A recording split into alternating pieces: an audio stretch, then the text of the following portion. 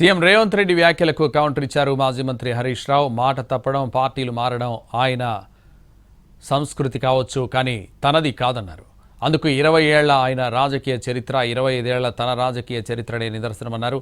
రేవంత్ రెడ్డిలా ఒట్టు వేసి ఒక మాట, ఒట్టు వేయకుండా మరో మాట చెప్పే అలవాటు తనకు లేదన్నారు హరీష్ రావు. భద్రాద్రి రాముడి సాక్షిగా సంపూర్ణ రుణమాఫీ చేస్తానని చెప్పిన ప్రమాణం ఏమైంది అంటూ ముఖ్యమంత్రిని ప్రశ్నించారు. ఆయన సభ పెట్టిన ఖమ్మం జిల్లాలో అయినా రైతులందరికీ పూర్తి స్థాయిలో రుణమాఫీ జరిగిందా అని నిలదీశారు. ఒకవైపు చివరి ఏడాదిలో రాజకీయాలు చేద్దామంటూనే మరోవైపు ప్రతి బహిరంగ సభతో ఎందుకంత ఆవేశంతో, అసహనంతో రగిలిపోతున్నారని ప్రశ్నించారు హరీష్ రావు. కన్నెపల్లి నుంచి నీళ్లు లిఫ్ట్ చేయని చేతగాని తనాన్ని అబద్ధాలతో కవర్ చేసుకోవాలని చూడడం హీనమైన చర్య అంటూ ఫైర్ అయ్యారు. 28 లక్షల క్యూసెక్కుల వరద వచ్చినప్పుడే మేడిగడ్డ, అన్నారం, సుందీళ్ల బ్యారేజీలు చెక్కు చెదరలేదని, 1,00,000 క్యూసెక్కుల వరద వస్తున్న ప్రస్తుత సమయంలో ఏదో జరుగుతుందని ఎందుకు భ్రమలు కల్పిస్తున్నారని అడిగారు.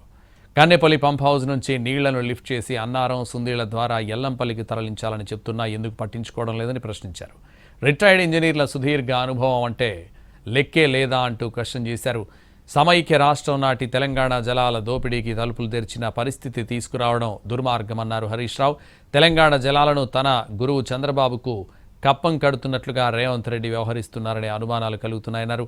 నీళ్లుండి కూడా ఎత్తిపోకుండా, రిజర్వాయర్లు నింపకుండా వ్యవహరిస్తున్న ముఖ్యమంత్రి వైఖరి తెలంగాణకు శాపంగా, ఆంధ్రప్రదేశ్కు వరంగా మారిందన్నారు. ఒకవైపు ఎల్నినో ప్రభావం ఉన్న తెలంగాణలో గోదావరి జలాలు గలగలా ప్రవహిస్తున్నాయని, అయినా ఆ నీటిని ఒడిసిపట్టకుండా రేవంత్ సర్కార్ ఏపీకి వదిలిపెడుతూ తెలంగాణకు జలద్రోహం చేస్తోందన్నారు. ఎల్నినో, కరువు హెచ్చరికలు, రిటైర్డ్ ఇంజనీర్ల సూచనలు పక్కనబెట్టి నీటిని ఎత్తిపోసే చర్యలు తీసుకోకపోవడం ప్రభుత్వ నిర్లక్ష్యానికి పరాకాష్ట అన్నారు హరీష్ రావు. కన్నెపల్లి పంప్ హౌస్ వద్ద 1,00,000 క్యూసెక్కుల ప్రవాహం ఉన్న పంపులు ఆన్ చేయకుండా నీటిని దిగువకు వదిలేయడం తెలంగాణ రైతాంగానికి రేవంత్ చేస్తున్న నమ్మక ద్రోహమని, రైతుల పట్ల కాంగ్రెస్ ప్రభుత్వ అసలు వైఖరికి ఇది నిదర్శనమని అన్నారు. రోజుకు 3 టీఎంసీల నీటిని ఎత్తిపోసే సామర్థ్యం ఉన్న పంపులు సిద్ధంగా ఉన్నా కావాలనే ఆన్ చేయకపోవడం క్షమించరాని నిర్లక్ష్యమని అన్నారు.